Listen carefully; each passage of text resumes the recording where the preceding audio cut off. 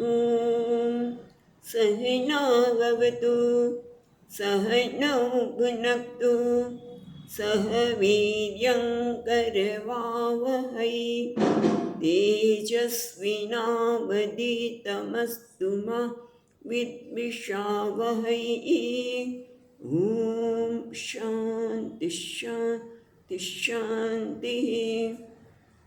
ॐ पूर्णमदः पूर्णमिदं पूर्णात् पूर्णमुदच्यते पूर्णस्य पूर्णमादाय पूर्णमेवावशिष्यते ॐ शान्ति शान्ति शान्तिः।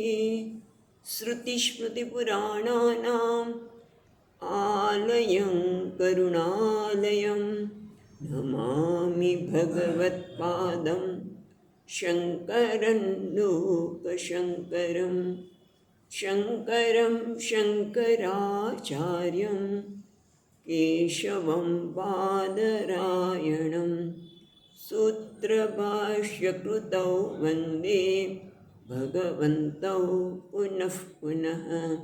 ईश्वरो गुरुरात्मेति मूर्तिभेदविभागिने व्योमवद्व्याप्तदेहाय दक्षिणामूर्तये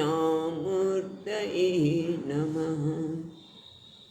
ॐ पार्थाय प्रतिबोधितां भगवता नारायणेन स्वयं व्यासेन ग्रथितां पुराणमुनिना मध्ये महाभारतम् अद्वैतामृतवर्षिणीं भगवतीम् अष्टादशाध्यायिनीम् अम्ब त्वामनुसन्दधामि भगवद्गीते भवद्वेषिणीम्।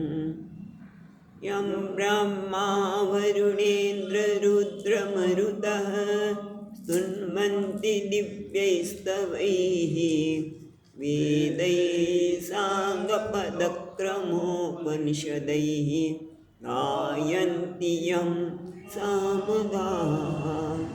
ध्यानावस्थिततद्गतेन मनसा पश्यन्ति यं योगिनः यस्यान्तं न विदुःसुरासुरगणाः देवाय तस्मै नमः।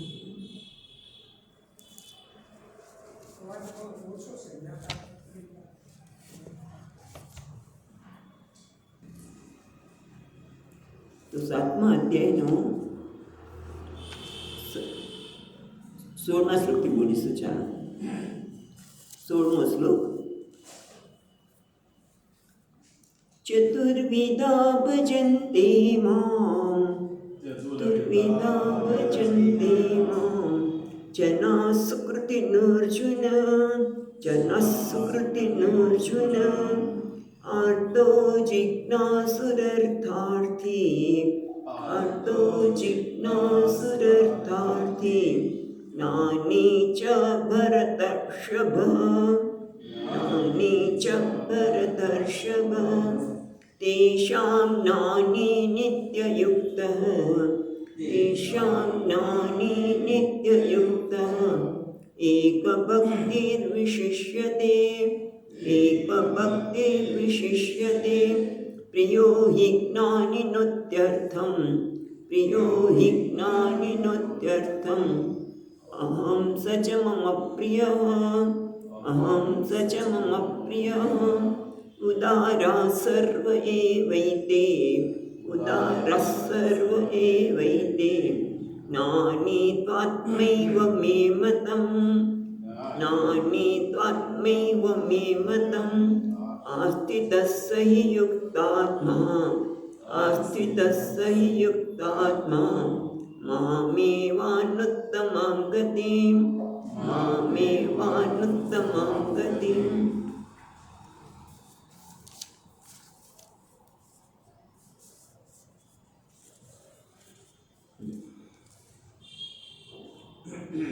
તો આપણે ગઈકાલે જોતા હતા એ પ્રમાણે ભગવાન આગળ એ વાત કરી કે મારી માયાને તરવી દુષ્કર છે, પણ જે મને શરણે આવે એ મારી માયાને તરી જાય છે.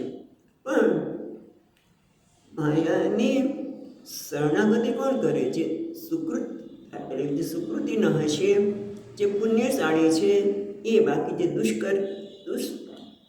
દુષ્કૃતિન, જે 15મા શ્લોકમાં કહ્યું એ પ્રમાણે એ દુષ્કૃતિન છે, જે પાપાચારી છે, વધુ એમને પાપ કર્મ કરવામાં જ રસ છે, કારણ કે આસુરી વૃત્તિવાળા છે. આસુરી વૃત્તિ એટલે ઇન્દ્રિયોના આધીન છે. અસુસુ રમંતે, કે ઇન્દ્રિયોના ભોગ માટે, ઇન્દ્રિયોની તૃપ્તિમાં જે પ્રવૃત્ત છે એ ભગવાનનું શરણ લઈ શકતા નથી. પણ જે સુકૃતિ છે, જેને સત્કર્મ કર્યા છે, જે પુણ્યશાળી છે, એના 4 પ્રકારની વાત કરી. આર્થ મુશ્કેલીમાં ભગવાનને યાદ કરાવે છે, એટલે પોતાની મુશ્કેલી દુઃખને દૂર કરવા માટે ભગવાનને યાદ કરે છે. બીજો એવો છે કે જે પોતાને સુખ સંપત્તિ જોતી અર્થાર્થી છે. ત્રીજો જિજ્ઞાસુ છે, જે પરમાત્માને જાણવા પ્રયત્ન કરે છે. અને ચોથો છે જ્ઞાની, અને એના સંદર્ભમાં 17મા શ્લોકમાં ગઈકાલે જોયું એ પ્રમાણે તેષાં જ્ઞાની નિત્યયુક્ત એક ભક્તિ વિશિષ્યતે પ્રિયો હિ જ્ઞાનિનોત્યર્થમ હમ સચ મમ પ્રિય. એટલે ત્યાં વાત કરે છે કે આર્ત છે એ પ્રતિકૂળતા દૂર કરવા માટે ભગવાનને શરણે જાય છે. અર્થાર્થી છે એ અનુકૂળતાની પ્રાપ્તિ માટે જાય છે. જિજ્ઞાસુ પણ જાય છે ભગવાનના શરણે. શેના માટે? સ્વરૂપનું જ્ઞાનમાં નિષ્ઠા પ્રાપ્ત કરવા માટે, સ્વરૂપના પરમાત્માના સ્વરૂપને જાણવા માટે, એમાં નિષ્ઠા માટે પણ ભગવાનનું શરણ લે છે. પણ જ્ઞાનીને કંઈ દેવાનું છે જ નહીં. જ્ઞાનીએ કશું જ પ્રાપ્ત કરવાનું જ રહ્યું નથી, કારણ કે એણે તો ભગવાનને પોતાના આત્મા રૂપે પ્રાપ્ત કરેલા છે. પોતાના આત્મા રૂપે ગઈકાલે વાત કરી કે જ્ઞાની આ બધામાં એક ભક્તિ વિશિષ્યતે. વિશિષ્યતે એટલે શ્રેષ્ઠ છે. આ બધા 4 મારા ભક્ત છે. આગળ પછી આપણે જોઈશું ઉદારા સર્વે. આ 4 ભક્તો મારા છે, પણ એ બધામાં જ્ઞાની કેવો છે? હંમેશા મારી સાથે જોડાયેલો છે. ભગવાન નિત્યયુક્ત, હંમેશા મારી સાથે જોડાયેલો છે. એ વ્યવહાર કરે તો પણ, અને વ્યવહાર ન કરે તો પણ એ મારી સાથે સતત જોડાયેલો છે. અને એટલા માટે એક ભક્તિ વિશિષ્યતે, એનામાં એક ભક્તિ એટલે અનન્ય ભક્તિ છે, જ્યાં ભગવાનથી પોતે જુદા નથી, એવી એક ભક્તિ છે. આત્મામાં એ પરિપૂર્ણ થઈ છે. એવી ભક્તિના કારણે પ્રિયો હિ જ્ઞાનીના અત્યંત પ્રિય હિ જ્ઞાનીન અહમ અત્યંતમ પ્રિય. હું જ્ઞાની માટે અત્યંત પ્રિય છું, કારણ કે આપણે ગઈકાલે વાત કરી હતી કે બૃહદારણ્યક ઉપનિષદમાં યાજ્ઞવલ્ક્ય મુનિ મૈત્રીને કહે છે, બહુ સમજવા જેવી વસ્તુ છે. તો જીવનમાં ક્યારેય નિરાશા પ્રાપ્ત થાય નહીં. શું કે ન જાયા વા જાયા પ્રિય પ્રવૃત્તિ. પત્ની ખરેખર પત્ની માટે પ્રિય નથી, કે પતિ પણ મને બહુ પ્રિય છે, પણ કોના માટે છે? આત્મનસ્તુ કામાય સર્વમ પ્રિયમ ભવતી. આ વાક્ય યાદ રાખી લેવા જેવું છે. આત્મનસ્તુ કામાય સર્વમ પ્રિયમ ભવતી. જે કંઈ આપણને પ્રિય છે એ કોના માટે પ્રિય છે? આત્મા માટે. મને જો અનુકૂળ હોય તો મને પ્રિય થાય. જે દિવસે પતિ અનુકૂળ ન થાય ત્યારે અપ્રિય બની શકે, પત્ની અપ્રિય બની શકે, બાળક પણ અપ્રિય બની શકે. પણ હું આત્મા એ ક્યારે અપ્રિય નથી, કારણ કે એના માટે જ બધી પ્રયત્ન થાય છે. અને આત્મા કોણ છે? પરમાત્મા છે. એવું એણે જાણ્યું છે. એટલા માટે એ મને અતિ પ્રિય છે. ભગવાન કહે છે જ્ઞાની માટે હું અત્યંત પ્રિય છું, કારણ કે બધાને આત્મા જ પ્રિય છે. અને જાણે છે કે આત્માને પણ વાસુદેવ પરમાત્મા એ જ મારો આત્મા છે, કારણ કે બધામાં રહેનારો એ મારો આત્મા છે. એટલે ખરેખર જેને હું કહું છું, જેને અલ્પ કહું છું, જીવ કહું છું, એ નહીં, પણ એ કોણ છે? પરમાત્મા પૂર્ણ છે. એટલા માટે એ મને પ્રિય છે. ભગવાન કહે છે એ મને અત્યંત પ્રેમ કરે છે. અને ભગવાન કે છે એ મને પ્રિય છે. ભગવાન તમે તો ખરા છો. ભગવાન કે એ મને પ્રિય છે. જ્ઞાની એનો અર્થ એવો થયો કે ભગવાન પણ કેવા છે? રાગ અને દ્વેષ કરનાર, મારા તારા કરવાવાળા. આ મને પ્રિય છે ને આ મને પ્રિય નથી, એવું થયું ને? તો કે ના, ભગવાનને બધા પ્રિય છે, કારણ બધા ભગવાનના જ સંતાન છે. એ બધાની કાળજી રાખવી, એનું પોષણ કરવું, એને પહોંચાડવું, ખવડાવવાનું. તે આપણે શ્રદ્ધા નથી, પણ એને તો બધાની કાળજી રાખે છે. જેમ કે પથ્થરમાં પણ કીડી માટે ચોખાનો દાણો હોય. સ્વામી રામદાસને શિવાજીને બતાવ્યું કે તું એ માનતે હું ભરણ પોષણ કરું છું, આ પથ્થરને તોડ, અંદરથી કીડી નીકળી, એના મોઢામાં ચોખાનો દાણો. તો કોને મૂક્યો? એ પરમાત્મા છે.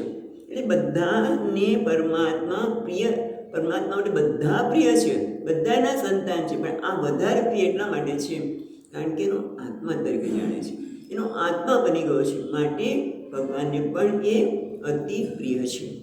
બરાબર. પછી આપણે ગઈકાલે ઉદારા સર્વ એ વૈતે નાની તે આત્મે મે મતમ. હવે કહે છે ઉદારા. હા, ઉદારાના અર્થ બહુ સુંદર કરે છે. ઉદારા સર્વ એવ એતે. આ ચારે ચારની ત્રણ. કારણ કે નાની તો પછી આવે છે. નાની તો આત્મા એવ મે મતમ. બધા જ ઉદાર છે, ઉત્તમ છે, શ્રેષ્ઠ છે. ઉદાર છે, શ્રેષ્ઠ છે. કેમ?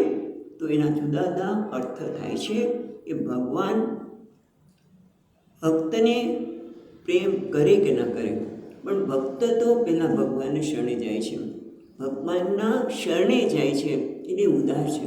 ભગવાન એને જોયા નથી, ભગવાનને એને જોયા નથી. ભગવાન છે એ ઇન્દ્રિયોનો વિષય બન્યા નથી, ઇન્દ્રિયોનો વિષય બની પણ ન શકે. પણ છતાં સગુણ બ્રહ્મ ઇન્દ્રિયોનો વિષય બની પણ શકે, પણ છતાં એના શરણે જાય છે, માટે ઉદાર છે. બરાબર. એની સાથે સંબંધથી જોડાય છે, માટે ઉદાર છે.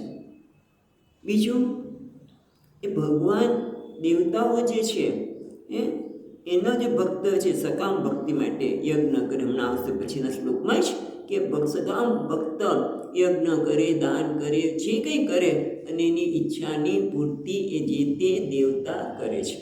પણ ભગવાન કેવા છે? બધાના પિતા છે. ને પિતા, માતા પિતા હોય તે કેવા હોય? એ બધું જ બાળક માગી ન આપે, પેલા વિચાર કરે કે એના હિતમાં છે કે નહીં. જેમ કે બાળક એક ડબ્બો પડ્યો છે, બોટલ પડી છે, એનું નાનો બાળક લેવા જાય છે, એની મા એના હાથમાંથી ચૂંટવી લે છે, અને એને કેટલો બધો રડે છે, પણ આપતા નથી. કેમ? કારણ કે ડબ્બો શેનો હતો?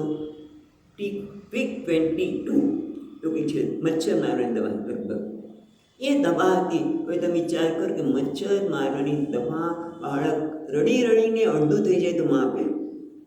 ન જ આપે. એટલે ભગવાન કેવા છે?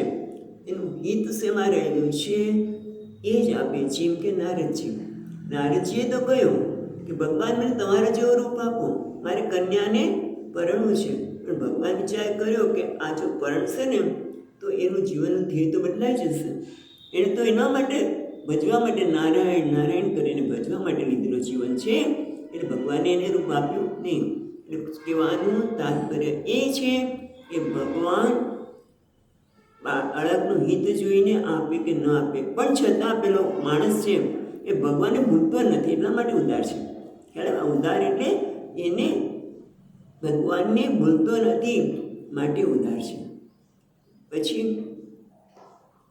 ત્રીજું કારણ આપણે ગઈકાલે જોયું હતું એ પ્રમાણે કે એ ઉદાર એટલા માટે છે કે કોઈ પણ મુશ્કેલી પડે, ધનની હોય કે કંઈ પણ મુશ્કેલી હોય તો એ ભગવાન પાસે જાય છે, બીજા પાસે જતો નથી, માટે ઉદાર છે.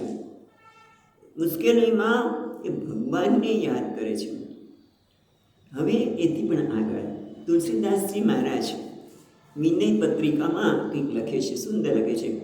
યહી દરબાર દિનકો આદર રીતિ, યહી દરબાર દિનકો આદર રીતિ સગત ચલી આઈ. આ કેટલા વખતથી આ રીતિ આવી ગઈ છે. એટલે કે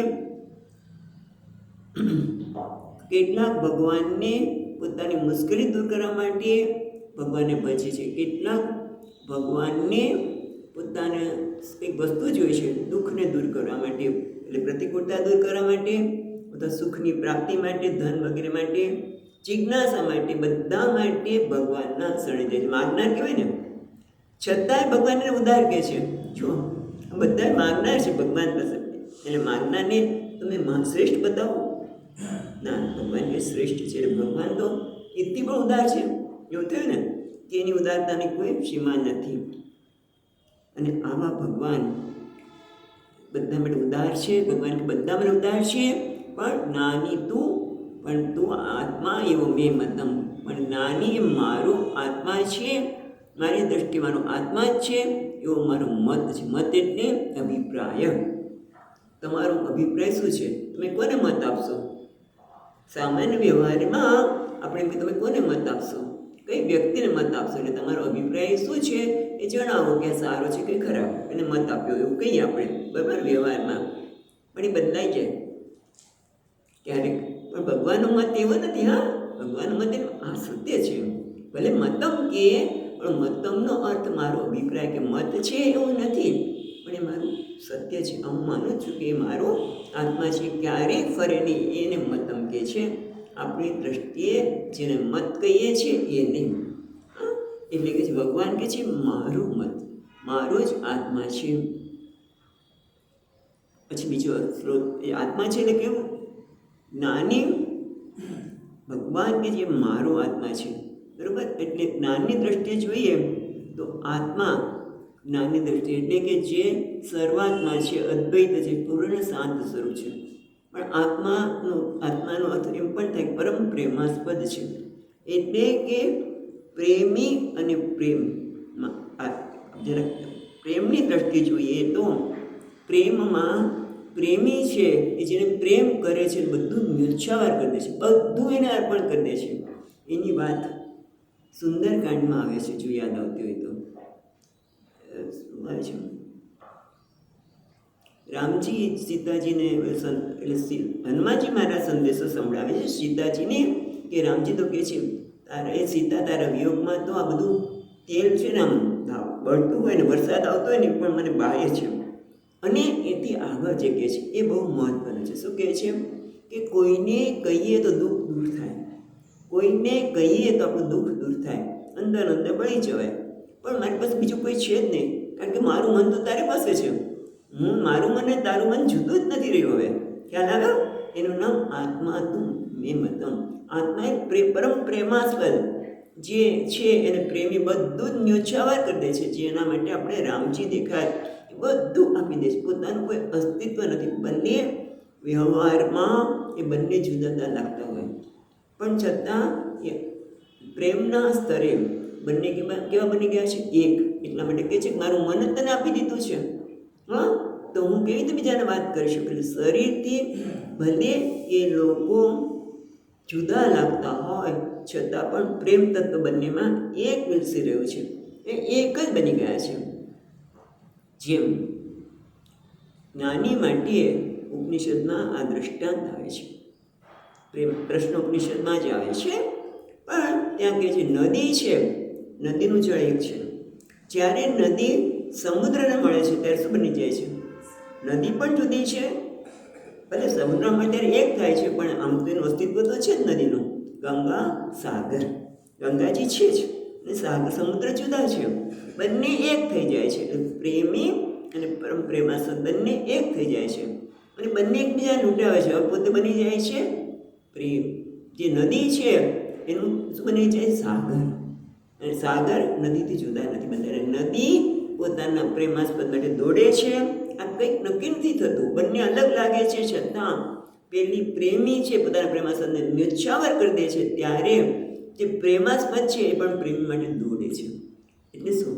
નદી છે, સમુદ્ર ગંગાજી સમુદ્ર મળવા જાય છે પોતાનું ન્યોછાવાર કરવા માટે, તો સમુદ્ર પણ એને સ્વીકારવા દોડે છે, સામે આવે છે. તો પછી એ ક્યાં બંને ભેગા થાય છે ખબર જ નથી પડતી. આમ જોવા જઈએ તો કલકત્તા જાઓ તો લાગે આપણને કે ભાઈ અહીંયા બી ભેગા થાય છે, કારણ કે બંને તરફથી પ્રેમ છે. એનું નામ આત્મા તું મેં મતમ. એ મારું આત્મા છે. ભગવાન કહે છે એ મારું આત્મા છે. કારણ કે બીજું એક કામ છે, આસ્થિત સંયુક્તાત્મા મામે વા તમામ ગમતી. ગઈકાલે આપણે જોયું હતું, આસ્થિત એટલે જે સ્થિત થયેલો છે, જે પામેલો છે. કોને? મને. અને એના કારણે કેવો છે? મને પામેલો છે. એટલે શું? જગત સાથે જ્યારે વ્યવહાર કરે, ભગવાને પામેલો છે, ભગવાનથી એક થઈ ગયેલો છે, પણ વ્યવહાર તો કરશે જ ને. તો જગત સાથે જ્યારે વ્યવહાર કરે ત્યારે કોઈ પણ પદાર્થો એની પાસે આવે, કોઈ પણ વસ્તુ આવે તો એ આનંદમાં એનો અતિરેક થતો નથી, એના આનંદમાં અતિરેક થતો નથી. અને જો કોઈ વસ્તુ ન આવે તો એ ભાંગી પડતો નથી. એનું નામ એકતા. ભગવાનમાં જ એટલે પરિપૂર્ણ બની ગયો છે. જે બીજા અધ્યાયમાં ભગવાનની જ્ઞાનીના પ્રસિદ્ધ પ્રજ્ઞાના લક્ષણમાં વાત કરી હતી, યાદ કરજો એ શ્લોક. એટલે ટૂંકમાં એ અતિરેક વસ્તુ મળે તો અતિરેક આનંદનો નથી થતો, કે ન મળે તો ભાંગી પડતો નથી. કારણ કે ઉપનિષદમાં એના માટે કહેવામાં આવે છે, અંતઃપૂર્ણ બહિષ્પૂર્ણ, અંતઃપૂર્ણ બહિપૂર્ણ, પૂર્ણ કુંભ ઇવ અર્ણવે. એટલે કે અંતઃશૂન્ય બહિશૂન્ય, શૂન્ય કુંભ ઇવ અંબરે. બે દ્રષ્ટાંત એના માટે આપવામાં આવે છે. કારણ કે સંયુક્તાત્મા મામ એ ઉત્તમા ગતિ છે ને, આ સ્થિત એ રહેલો છે પરમાત્મા સાથે એક થઈને, પરમાત્માને પામેલો છે. માટે વ્યવહાર તો કરે જ છે, પણ વ્યવહારમાં આ બે વસ્તુની એના ઉપર આવે કોઈ વસ્તુ તો પણ અસર થતી નથી, અતિરેક થતો નથી, કે ભાંગી પડતો નથી. એના માટે આ ઉપનિષદમાં એક શ્લોક છે આ, કે અંતઃપૂર્ણ કોઈ ઘડો છે, એને તમે નદીમાં કે સમુદ્રમાં મૂક્યો હોય તો અંદર પાણી છે, અંતઃપૂર્ણ. બહિપૂર્ણ, બહાર પણ પાણી છે. એટલે પૂર્ણ કુંભ, આ કેવો છે? પૂર્ણ છે. અંદર પણ તે પૂર્ણ છે અને બહારથી પણ પૂર્ણ છે. એટલે કે વ્યવહારમાં કોઈ પણ વસ્તુ આવે તો પણ એક છકી જતો નથી. કોઈ વસ્તુ ન મળે ભાઈ એટલે પૂર્ણ જ છે. પૂર્ણતામાં કોઈ પછી પૂર્ણ હોવાના લીધે એનામાં કંઈ ખૂટતું નથી, એને કોઈ વસ્તુ પ્રભાવિત કરતી નથી. હા, ક્યાંય કઈ વસ્તુ વખતે રહી ગયો એવું એને લાગતું નથી. પછી અંતઃશૂન્ય બહિશૂન્ય, શૂન્ય કુંભ અંબરે, આકાશ. જેમ આકાશની અંદર ઘડો છે, હવે આ ઘડામાં કંઈ ભર્યું નથી, તે શું છે? અંતઃ શું છે? આકાશ. બહાર પણ શું છે? આકાશ. એટલે અંદર પણ આકાશ છે, એટલે શૂન્ય કીધું. અંતઃશૂન્ય આમાં કંઈ છે નહીં, માટે શૂન્ય કહે છે, પણ ખરેખર અવકાશ છે, આકાશ છે. બહિશૂન્ય, બહાર પણ આકાશ છે. એટલા માટે એ પૂર્ણ છે. પૂર્ણ કેવા? પૂર્ણ કુંભ કેવા અંબરે, આકાશમાં પૂર્ણતા છે. આવું એના માટે કહેવામાં આવે છે. અને એટલા માટે આ સ્થિત સંયુક્તાત્મા એ યુક્તાત્મા છે, એટલે જીતેન્દ્રિય છે. એ જીતેન્દ્રિય છે, સહજ રીતે એનું મન મારામાં જોડાયેલું છે. એટલા માટે એને કોઈ વસ્તુ પ્રભાવિત કરતી નથી, એને અસર કરતી નથી. આ રીતે આપણે ગઈકાલે જોયું. અને એ જ ભગવાનની મામ એ ઉત્તમ ગતિ, મને આજે પામેલો છે એ જ એની ખરેખર ઉત્તમ ગતિને, મને પામેલો છે ઉત્તમ ગતિને એ પામેલો છે. હવે આટલી આવી ઉત્તમ ગતિને પામનારની પ્રશંસા કરે છે. એટલે ભગવાન જ્ઞાનીની પ્રશંસા કરે, કારણ કે આત્મા એવ સર્વમ વાસુદેવ ઇતિ એવમ પ્રતિપત્તૌ કારણ ઉચ્યતે. ઓકે, પછી ફરી ગયો. ફરીવાર જ્ઞાનની સ્તુતિ કરતા 19મા શ્લોકમાં કહે છે, બહુનામ જન્મનામ અંતે, નામ જન્મનામ અંતે જ્ઞાનવાન મામ પ્રપદ્યતે, જ્ઞાનવાન મામ પ્રપદ્યતે વાસુદેવ સર્વમિતિ, વાસુદેવ સર્વમિતિ સમહાત્મા સુદુર્લભ, સમહાત્મા સુદુર્લભ. એટલે ભગવાન કહે છે, બહુનામ જન્મનામ અંતે જ્ઞાનવાન મામ પ્રપદ્યતે. ઘણા બધા જન્મને અંતે એ જ્ઞાનવાન એટલે જ્ઞાની મને પ્રાપ્ત કરે છે. કેવી રીતે પ્રાપ્ત કરે છે? તો કે પ્રાપ્ત કરે છે ને શું? તો વાસુદેવ સર્વમિતિ, સર્વ આ બધું જ વાસુદેવ છે એ રીતે એ મને પ્રાપ્ત કરે છે. પણ સ મહાત્મા સુદુર્લભ, પણ આવો જ્ઞાની સ છે જ્ઞાની માટે છે, પણ તે મહાત્મા ખરેખર દુર્લભ છે.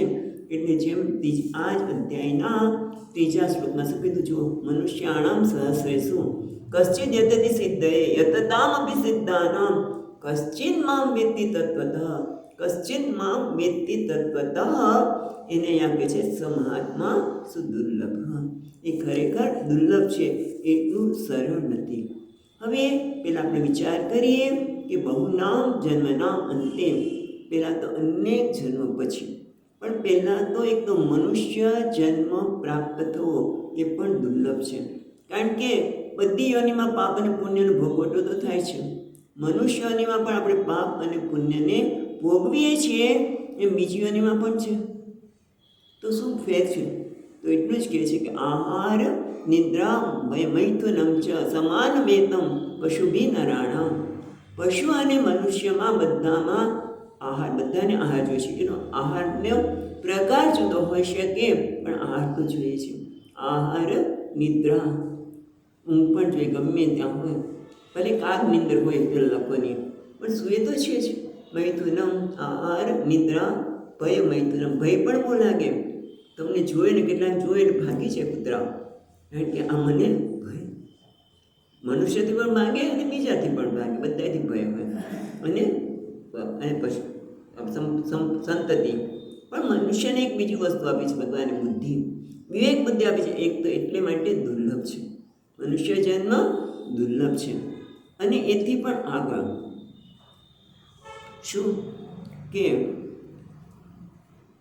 આ મનુષ્ય જન્મ દુર્લભ છે, વિવેક બુદ્ધિ આપી છે, પણ છતાં જે ઈશ્વરની સાથે જોડાઈ શકે છે, આગળ વાત કરીને ઉદારા સર્વ એવી તે અર્થાર્થી કે આર્ત ભક્ત ભગવાન સાથે જોડાવા એ પણ દુર્લભ છે. એટલા માટે કે બહુનામ જન્મનામ, અનેક જન્મના સુકૃત કર્યા હોય ત્યારે પુણ્ય સંસ્કાર આશ્રયામ અંતે સર્વ પુણ્ય સંસ્કાર પરિપાક રૂપે, અનેક જન્મના પુણ્ય જ્યારે પરિપાક થાય ત્યારે આપણે આ સત્સંગમાં આવવાની ઈચ્છા થાય.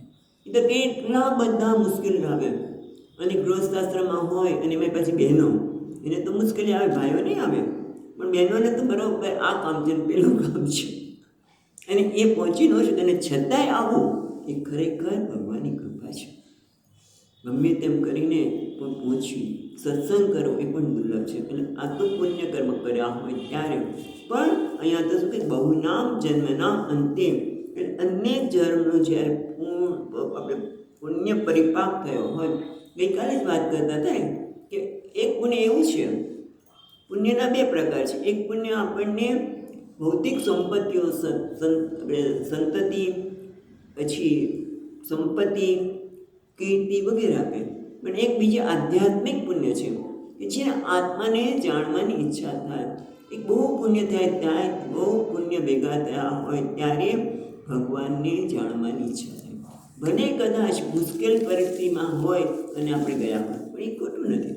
પણ મહત્ત્વની વસ્તુ છે કે ત્યાં જવું, અને સમજણ આવી કે ભાઈ હું જે ઈચ્છું છું મને ભગવાન છે, મને ભગવાન જ જોઈએ છે, એવું જિજ્ઞાસા જાગૃત થઈ, એ પણ દુર્લભ છે. એટલે બહુનામ જન્મના અંતે, અનેક જન્મના પુણ્ય કર્મ કર્યા હોય ત્યારે. મિત્ર, મોટે ભાગે મનુષ્ય ભલે ભગવાનનું નામ લેતો હોય, પણ વિષયોમાં જ અટવાઈ ગયો હોય. જેમ કે કોનું છે યયાતિ રાજા, એના શ્રાપ આપવામાં આવ્યો તો એના પુત્રને કહે છે ભાઈ તમારું યુવન મને આપો. અને 1000 વર્ષના ઇન્દ્રિયોના ભોગ પછી એને સમજાણું કે ન જાતું કામ કામાય ભોગેન સામ્યતિ હવિષ્યા વર્તમાને ન ભૂયયા વર્ધતે. એવું સમજણ નથી પડતી આપણને. 1000 વર્ષ પછી યયાતિને એમ થયું કે આટલા વખતથી હું કામનાનો ભોગ કરું છું, મારી ઈચ્છાની તૃપ્તિ કરું છું, પણ છતાંય ક્યારેય તૃપ્તિ તો થતી જ નથી. ઉલટા અગ્નિમાં જેમ ઘી ઓમીએ એમ વધે છે. એ જગતના પદાર્થો મને ક્યારેય શાંતિ આપી શકે નહીં, એ સુખ પણ આપી શકે નહીં, હા સગવડ આપી શકે. એ સમજવાની પણ જરૂર છે કે મને સગવડ જરૂર આપી શકે, પણ એ સુખ કે શાંતિ આપી શકે નહીં. જેમ આપણા ગોવિંદમાં અને આપણી ઉપનિષદમાં પણ કશું જ નથી. આપણે રસ્તા પર સૂતો છે, ઝાડ નીચે સૂતો હોય, પણ છતાં આનંદમાં હોય, મસ્તરામ. એ કોણ છે? જેને આ પ્રકારનું જ્ઞાન પ્રાપ્ત કર્યું છે કે અહમ, આ બધું સકલમ વાસુદેવ હોય, તે આ બધું જ વાસુદેવ છે. જે હું કહું છું, અથવા તો આ એ કોણ છે? વાસુદેવ છે. એટલે અમ હરે હે સર્વમ ઇદમ જનાર્દન ન અન્ય કારણ કાર્ય અસ્તિ ઇતિ યસ્ય મતિઃ પરમાર્થ જ્ઞાન સન્ન સાગર ઉદ્ધરમ. ત્યાં ભાગવતમાં કહ્યું છે કે હું હરિ છું અને સર્વ જનાર્દન છે. આવું જ્ઞાન કોઈ કાર્યકારણ જો છે જ નહીં, એવું જ્ઞાન પ્રાપ્ત કરવું કેવું છે? દુર્લભ છે. એટલે બહુ નામ એ દુર્લભતા બતાવે છે અને જ્ઞાનની સ્તુતિ કરે છે કે બહુ નામ જન્મના મંત્ય અનેક જન્મના પુણ્યના પરિપાક રૂપે આ જ્ઞાની મને પ્રાપ્ત કરે છે. વચ્ચે પણ કીધું ને, આપણે આગળ પણ વાત કરી ત્રીજા શ્લોકને સમજતી વખતે કે ઘણી બધી મુશ્કેલીઓ આવે, માયાના આવરણમાં અટવાય જાય. નારદજી હમણાં જ વાત કરી એ પ્રમાણે કેવા અટવાઈ ગયા કે ભાઈ મારે લગ્ન કરવા છે. એટલે આ તો લગ્નની એક વાત છે, પણ આવું કંઈક ને કંઈક માણસને અટવાઈ જાય. જેમ કેટલી આપણે વિશ્વામિત્રજીએ કેટલી આરાધના કરી, પણ પેલા ત્રિશંકુ માટે, ત્રિશંકુને સ્વર્ગમાં જવા માટે. એટલે આટલી બધી આરાધના પછી પણ ક્યારેક દ્વેષ આવી જાય, કંઈક આવી જાય, એટલે આ બધામાંથી બહાર નીકળીને વાસુદેવને પ્રાપ્ત કરો. વાસુદેવ જ આ બધું છે, એવી રીતે પ્રાપ્ત કરવું બહુ જ મુશ્કેલ. સુદુર્લભમ એટલે કે જ્ઞાનવાન મામ પ્રપદ્યતે. અનેક જન્મના પુણ્ય કર્મ કર્યા એનો પરિપાક થાય. એટલે ટૂંકમાં સત્કર્મને સુકૃતિ ન આગળ વાત કર્યું એ પુણ્ય કર્મની આવશ્યકતા છે. હવે આપણે વાસુદેવ પેલા અર્થ જોઈએ. વાસુદેવ એટલે શું? વાસુ એટલે અધિષ્ઠાનમ. વસતી અસ્મિન, જો વસતી અસ્મિન ઇતિ વાસુ. પેલા વાસુદેવમાંથી વાસુ શબ્દ જોઈએ. વસતી અસ્મિન, જેમાં બધા રહે છે તેમ. જેમ કે દ્રષ્ટાંત આપીએ કે અધિષ્ઠાન અર્થ કર્યું ને આપણે એટલા માટે કે જેમ દોરડામાં સર્પ, હાર, પૂછિદ્ર બધા જ રહે છે. દોરડું શું છે? વાસુ. વાસુ એટલે એનું અધિષ્ઠાન છે. દોરડામાં દેખાતો સર્પ, એ સર્પ ક્યાં રહે છે? દોરડામાં કે નહીં? દોરડામાં દેખાતો સર્પ ક્યાં છે? દોરડામાં રહે છે. દોરડામાં દેખાતું માળા એ ક્યાં છે? કારણ કે એના કેટલાક દોરડામાં માળા પણ દેખાય.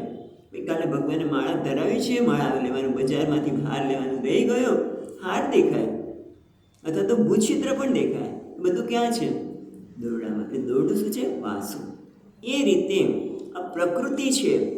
પ્રકૃતિ જે કંઈ પ્રકૃતિ છે ત્યાંથી એને કોઈ પણ પ્રકૃતિ લયા, પ્રકૃતિ માયા અવ્યક્ત એની વાત કરે છે. પ્રકૃતિથી માંડીને જળ સુધી અને મનુષ્ય જીવથી માંડીને બ્રહ્માજી સુધી, ઇન્દ્ર, કુબેર, નળ બધા આવી ગયા.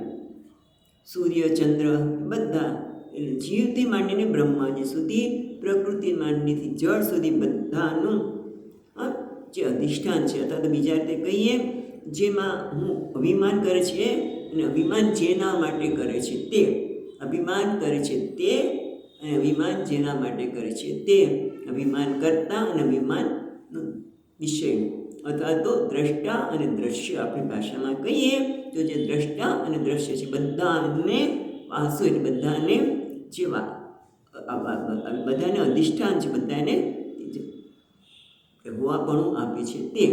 પણ એ જળ છે તો કે ના, દેવ વાસુ દેવ.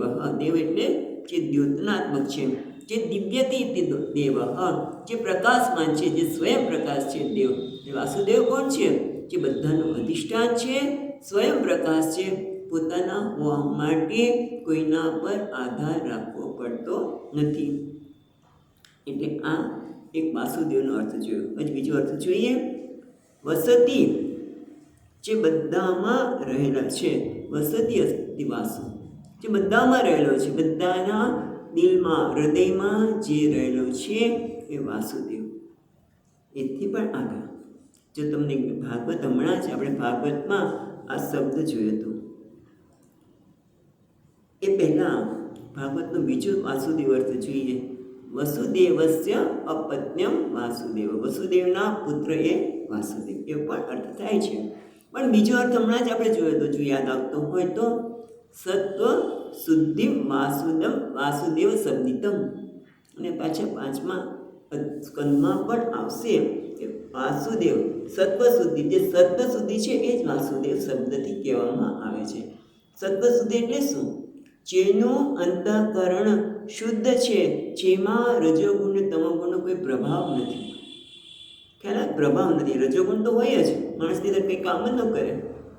હજી જ્ઞાની પણ ભોજન તો લે છે ને, ભિક્ષા પણ લે છે, પ્રવૃત્તિ તો થાય છે, પણ એની કોઈ પ્રભાવ નથી. એટલા માટે શુદ્ધ અંતઃકરણને વાસુદેવ એવું કહેવામાં આવે છે. ભગવાન એ છે કે જેમાં વાસુદેવ એટલે કે જેમાં કોઈ પ્રકારની વાસના નથી, કોઈ પ્રકારના સંસ્કાર નથી, કોઈ પ્રકારની ગ્રંથિ નથી, એને વાસુદેવ એવું કહેવામાં આવે છે. એના માટે એક સુંદર શ્લોક છે કે એ સ્થિતિએ પહોંચવા માટે શરૂઆત ક્યાંથી કરશો? તો કહે છે આહાર શુદ્ધ સત્વ શુદ્ધિ. આહારમાં શુદ્ધિ એટલે બધી આહાર એટલે ખાલી ભોજનમાં શુદ્ધિ નહીં, પણ આ જે ઇન્દ્રિયો દ્વારા આહાર લેવામાં આવે છે એ બધામાં શુદ્ધિ, બધામાં આગ્રહનો અભાવ જે છે એ સ્થાને છે. આહાર શુદ્ધ સત્વ શુદ્ધિ, સત્વ શુદ્ધિ અંતઃકરણ શુદ્ધિ, સત્વ શુદ્ધ ધ્રુવા સ્મૃતિ. અને અંતઃકરણ શુદ્ધ થાય તો પછી ધ્રુવા સ્મૃતિ. સ્મૃતિ એટલે જ્ઞાન. ધ્રુવા એકદમ દ્રઢ થાય છે, એટલે ખરેખર હું બ્રહ્મ છું. જો યાદ આવતું ભાગવત તો કે જ્યારે આપણે જોતા હતા કે એ જીવ જ્યારે ભગવાનને એને જીવ કેવી રીતે બહાર આવે છે એના સંદર્ભમાં ચર્ચા થતી હતી, ત્યારે જોયું હતું કે ભગવાને એને 3 મહિના પછી કે 4 મહિના પછી એ પોતે જ શું હતું બધું જ જ્ઞાન આપે છે. ત્યારે એને એમ થાય છે કે મારે બહાર નીકળીને ભગવાનને ભજવા જ છે, એ સિવાય કશું જ કરવું નથી. પણ જેવો એ બહાર આવે છે એને એની માયામાં ભટકાઈ જાય છે. એટલે આમાં એટલા માટે કહીએ છીએ કે ધ્રુવા સ્મૃતિ, એની સ્મૃતિ જ્ઞાન તો છે જ, પણ એની યાદ આવે છે કે હું પૂર્ણ છું, હું બ્રહ્મ છું. એ બધી પણ અહીંયા ચર્ચા થઈ હતી, એ પણ એને ખબર પડે છે. એટલે એ સ્મૃતિ અને ધ્રુવા સ્મૃતિ એને સ્મૃતિ થાય છે કે હું પૂર્ણ છું, હું સ્વીકાર્ય છું, મારી સુખ માટે કે ફાંફા મારવાની જરૂર નથી, એવું એને સમજાય છે. અને સ્મૃતિ લબ્ધે જો આહાર શુદ્ધ સત્વ શુદ્ધિ, આહારની શુદ્ધિથી અંતઃકરણ શુદ્ધ થાય, અંતઃકરણ શુદ્ધિ થાય તો ધ્રુવા સ્મૃતિ, અને સ્મૃતિ લબ્ધવા સર્વ ગ્રંથિના વિપ્રમોક્ષ. જેવી એને સ્મૃતિ થાય ત્યારે બધી જ ગ્રંથિઓ પોતાના વિષયની ભ્રમો, આગ્રહો, પોતાના માટે, જગત માટે, ઈશ્વર માટે પણ, આપણે ઈશ્વર એટલે આવો જ હોય, એને જ ઈશ્વર કહીએ. દરેકને ઈશ્વર માટેની વ્યાખ્યા જુદી હોય છે. સ્વામીજીની પેલી વાર્તા યાદ આવે છે કે ભગવાન તો વ્યાજ સાથે વસૂલે છે. ભગવાન એના માટે શું છે? ભગવાન ખરેખર વ્યાજ સાથે બધું લઈ લે છે. કેમ કે એણે તિરુપતિમાં તિરુપતિ બાલાજીની માનતા માંગી હશે, મને એટલું મળે તો તમને આટલા આપીશ. પણ જ્યારે જ્યારે જાય તો કેટલા બધા થોડા ભગવાન અપાય, થોડા પૈસા મૂકીને આવે. એવું 2-4 વર્ષ ચાલ્યું હશે. પછી એક દિવસ એ ભૂંડીમાં પૈસા નાખવા જાય ત્યારે રત્ના જોડે જે વીટી હતી અંદર જતી રહી. એટલે શું થયું એને કે ભગવાન કેવા છે? વ્યાજ સાથે વસૂલે છે. એટલે કોઈને આતે વાત કરી. એટલે આવા ભગવાન નંદનંદન છે. કોઈ કે નાના શિવ જ એ ભગવાન છે, કે આ જ ભગવાન છે. એને બધા જ પ્રકારના જે બ્રહ્મો છે, આગ્રહ છે, વિપ્રમોક્ષ ગ્રંથિના વિપ્રમોક્ષ, બધા જ પ્રકારની ગ્રંથિ પોતાના સંદર્ભમાં, જગતના સંદર્ભમાં, ઈશ્વરના સંદર્ભમાં બધી જ ગ્રંથિઓનો વિપ્રમોક્ષ. ત્યારે શું થાય છે? વાસુદેવમ સર્વમ, ત્યાં બધું જ વાસુદેવ છે. આ પર્વત પણ વાસુદેવ છે, પથ્થર પણ છે, અને જે મારા ઉપર આવી રહ્યો છે એ પણ વાસુદેવ છે. સર્વ વાસુદેવ. આવું જાણવું એ કેવું છે? સર્વમ વાસુદેવમ ઇતિ સ મહાત્મા સુદુર્લભ. આવું મહાત્મા મળવો પણ દુર્લભ છે. બહુ જ કીધું, બહુ પુણ્યના અંતે જ મળે છે. અને આ મહાત્મા કીધું, જે મહાત્મા છે એટલે જે મહાન આત્મા છે, એનો આત્મા હવે ક્ષુદ્ર રહ્યો નથી, અલ્પ રહ્યો નથી. એટલા માટે એક વિવેક ચૂડામણીમાં પણ આવે છે કે મત સત્સંગ સુદુર્લભ, મત સત્સંગસ્તુ દુર્લભા અગમ્યશ્ચ. મહાન પુરુષ પહેલાં સંગ થવો એ પણ દુર્લભ છે, એ મળતું નથી, ને મળે ને તો અગમ્ય છે. આપણે ખબર જ નથી પડતી. મહાત્મા જાય પછી બધા એની પૂજા કરે, એના મંદિરો બનાવે, પણ એ હતો ત્યારે શું અગમ્ય છે ને જાણી શકાતો જ નથી. એમ ભગવાનના સંદર્ભમાં પણ એ જ છે. ભગવાન એટલે આવા વાર્તા સાંભળીશ, ભગવાન પોતા તે જમાવીશ, એમ કે ભગવાન આવવાના છે, ભગવાન આવવાના છે. એટલી બધી તૈયારી કરી, બધાને જમાડ્યા, બધા મહેમાન શ્રાદ્ધ પક્ષ છે ત્યારે રાત્રે ભગવાને કહ્યું હશે કે હું આવીશ, અને સાંજ પડી પણ ભગવાન આવ્યા નહીં. રાત્રે ભગવાને કહ્યું, ભગવાન મેં તમારી બહુ રાહ જોઈ, તમે આવ્યા જ નહીં. તો હું 2 વાર આવ્યો હતો અને તે મને ઓળખ્યો નહીં. કારણ કે કયા રૂપમાં આવે છે ભગવાનની ખબર નથી. આપણે તો અમુક જ રૂપ, એટલે ભગવાન ઓલો બિચારો ભિખારી રૂપમાં આવેલો એવો જ હતો. એટલે સર્વમ વાસુદેવ વિધિ, આ બધા જ એ છે એ જાણવું કેવું છે અગમ્ય. મહાત્માને પણ જાણવું અગમ્ય છે, ભગવાનને જાણવું પણ સરળ નથી, એમાં મહાત્માને પણ જાણ સરળ છે. સ દુર્લભ, સ અગમ્ય અને પછી અમોઘશ્ચ. અને જો એક વખત મહાત્મા મળી ગયા તો અમોઘ. જેમ કે ત્યાં તુલસીદાસજી મહારાજ કહે છે, ભગવાન વિભીષણે કહે છે સુંદરકાંડમાં કે મારા દર્શન અમોઘ છે, એટલે તને હું લંકાનો રાજા બનાવું છું. એ ટૂંકમાં મહાત્મા મળવા એની ઓળખાણ થવી પણ અગમ્ય છે, અને મળી જાય તો અમોઘ છે. પણ અહીંયા આપણે આ શ્લોકના સંદર્ભમાં જોયું, પણ આ અમોઘ ને દુર્લભ એટલા માટે કહે છે. મહાત્મા શું દુર્લભ, એ સરળતાથી પરમાત્મા મળી શકે, પણ આવું વાસુદેવ એ સર્વ છે એ મળવું મુશ્કેલ છે. મહાત્મા એટલે ન તત્સમો અધિક, ન તત્સમ અન્ય અધિક અસ્તિ. મહાત્મા એટલે જેના સમાન કોઈ બીજું છે જ નહીં, એ દુર્લભ છે. કારણ કે આ જ્ઞાન થવું દુર્લભ છે. એટલા માટે શંકરાચાર્ય મહારાજ કે મનુષ્યાણામ સહસ્રેષુ, દુર્લભતા કહીને જ્ઞાનીની પ્રશંસા કરે છે. અને ત્યારે પણ એ શ્લોક મનુષ્યાણામ સહસ્રેષુ, એ શ્લોક જોતી વખતે પણ આપણે કહ્યું હતું કે ભગવાન આપણને નાસીપાસ નથી કરતા. ખ્યાલ આવે છે? નાસીપાસ નથી કરતા. તમે પણ છેલ્લો જન્મ હોય, કારણ કે આ સત્સંગ આવો દુર્લભ મળે છે, તે આપણો છેલ્લો જન્મ હોઈ શકે, એટલે પ્રોત્સાહન તો આપે છે, પણ એ નાસીપાસ નથી કરતા. પણ આ જ્ઞાનીની સ્તુતિ કરે છે કે જેથી આપણે પણ એ પ્રાપ્ત કરી શકીએ. આપણે પણ ઈચ્છીએ કે અમારો છેલ્લો જન્મ હોઈ શકે, અને એના માટે જે કંઈ જરૂર છે એ આપણને કરવાની શક્તિ પણ આપે, એની પ્રાર્થના પણ કરી શકીએ. પણ હવે આગળ વાત કરે છે કે આ વાસુદેવ સર્વ છે એ જાણવું બધા માટે સરળ નથી. કારણ કે દુર્લભ કેમ છે એનું કારણ બતાવે છે. તો પછી 20મા શ્લોકમાં કહે છે, 20મો શ્લોક, કામૈસ્તૈસ્તૈર્હૃતજ્ઞાનાઃ, કામૈસ્તૈસ્તૈર્હૃતજ્ઞાનાઃ પ્રપદ્યન્તેન્યદેવતા तं तं નિયમમાસ્થાય પ્રકૃત્યા નિયતા સ્વયા, તો ભગવાન કહે છે કામૈહિ, જો વિસર્ગ છે, પણ તમને ખ્યાલ હશે કે આગળ બધા જે શ્લોક બોલતા હોય છે ત્યારે અહીંથી જે વિસર્ગ પછી જો શ્લોકની મધ્યમાં વિસર્ગ હોય તો એને પછી આગળ શબ્દ પ્રમાણે ઉચ્ચાર કરવામાં આવે છે. એટલા માટે વાસુદેવ સર્વમિતિ, વાસુદેવ સર્વમિતિ આગળના શ્લોકના સંદર્ભમાં કહીએ તો એવી રીતે અહીંયા શું છે, કામૈસ અડધો છે, ખરેખર તો વિસર્ગ છે, પણ પછી તકાર આવે છે એટલે અડધો સ થયો. એ સંસ્કૃત કેવી રીતે બધું થાય છે થોડું થોડું જાણવાનું, ભલે નો સમજાય તો સ્વીકાર લેવાનું, પણ દર વખતે સાંભળતા સાંભળતા આપણે પણ એ પ્રકાર ઉચ્ચાર કરતા થઈ જઈશું. બરાબર? એટલે કામૈહિ તૈહિ ઋતજ્ઞાનાઃ, તે કામના દ્વારા, તે 2 વખત, તે કામનાઓ દ્વારા ઋતજ્ઞાનાઃ, જેનું જ્ઞાન હણાઈ ગયું છે. કયું જ્ઞાન?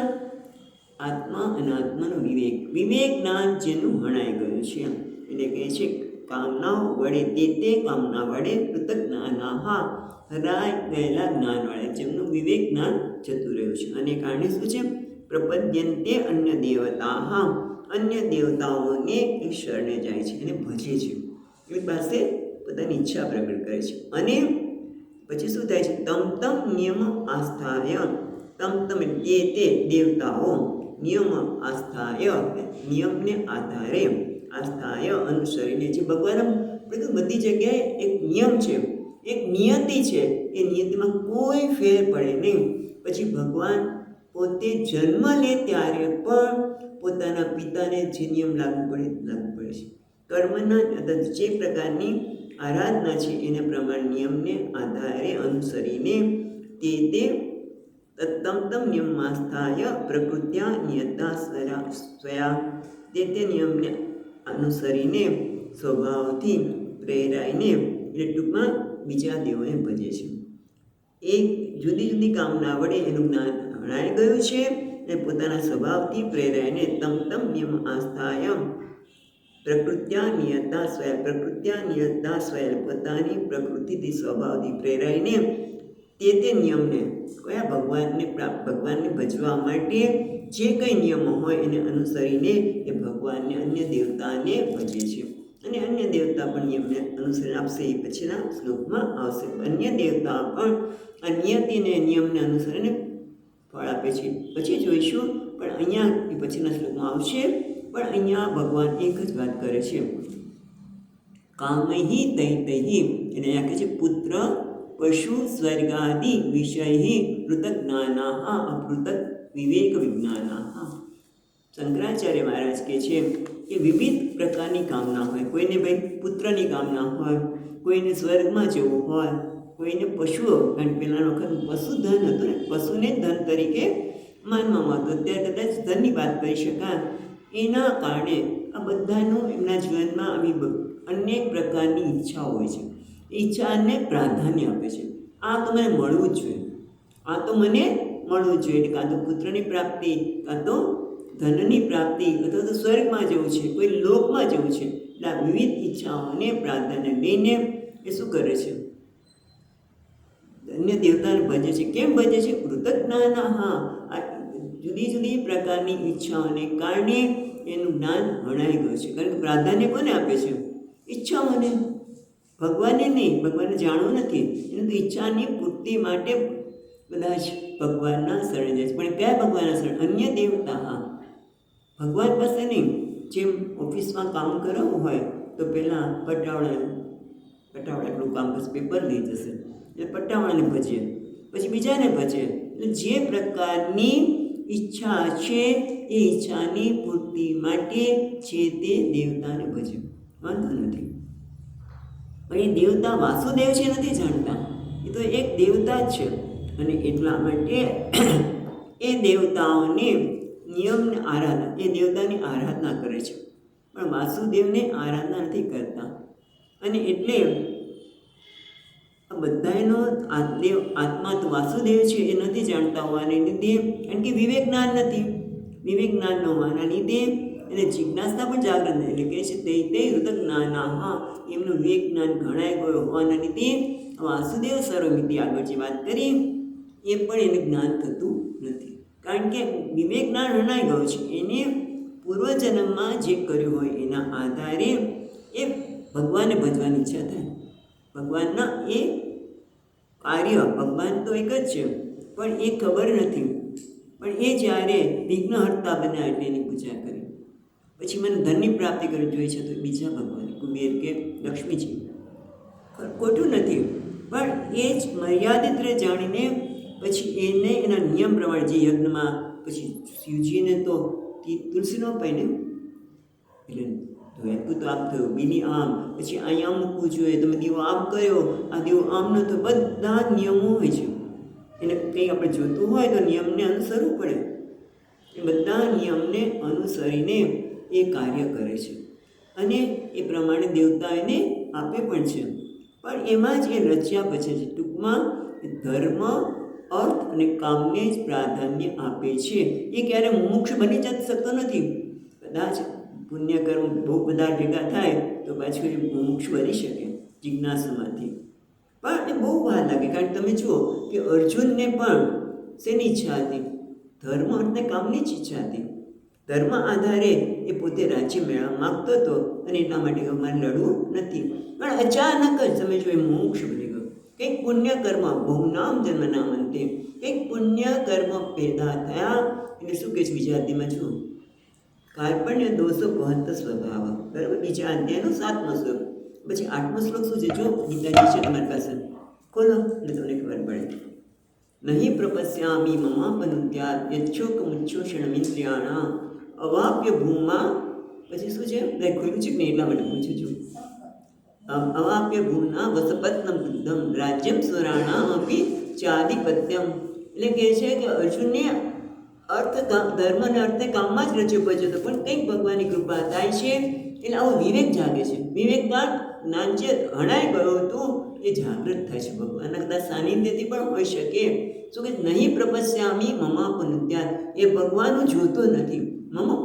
મને જે અત્યારે શોક થઈ રહ્યો છે તે કદાચ મને ત્રણેય લોકનું રાજ્ય મળે, શત્રુ રહિતનું રાજ્ય મળે તો પણ મારો આ શોક દૂર થઈ શકે એવું મને લાગતું નથી. એવું ક્યારે થાય કે જો આ કામોથી એનું બુદ્ધિ હણાઈ ન ગઈ. પણ એ ક્યારેક થાય છે.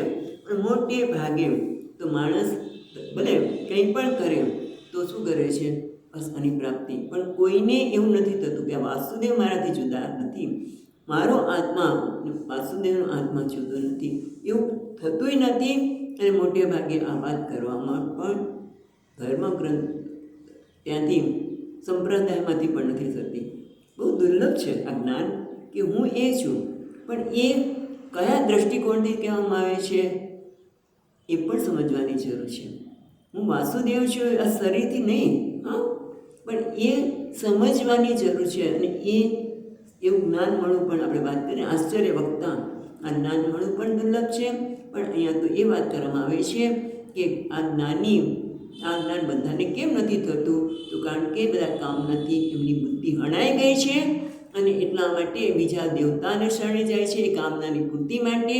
અને એ કામનાની પૂર્તિ માટે જે નિયમો હોય એનું પાલન કરે છે. કડક પાલન કરવું પડે. પાલન કરીને એ વસ્તુને પ્રાપ્ત કરે છે. પણ એ વાસુદેવને ભજી શકતા નથી. પોતાની પ્રકૃતિને આધારે એ તે દેવતા પાસે જાય છે. આગળ હવે પછી જોઈશું ભટકી. ઓમ પૂર્ણમદ પૂર્ણમિદં પૂર્ણાત પૂર્ણમુદચ્યતે પૂર્ણસ્ય પૂર્ણમાદાય પૂર્ણમેવાવશિષ્યતે. ઓમ શાંતિ શાંતિ શાંતિ. શંકરં શંકરાચાર્યં કેશવં બાદરાયણં સૂત્રભાષ્યકૃતૌ વંદે ભગવन्तૌ પુનઃ પુનઃ. ઈશ્વરો ગુરુરાત્મેતિ મૂર્તિભેદવિભાગિને વ્યોમવત્યપ્તદેહાય દક્ષિણામૂર્તયે નમઃ. ઓમ શાંતિ શાંતિ શાંતિ. હરિ ઓમ. શ્રી ગુરુભ્યો નમઃ.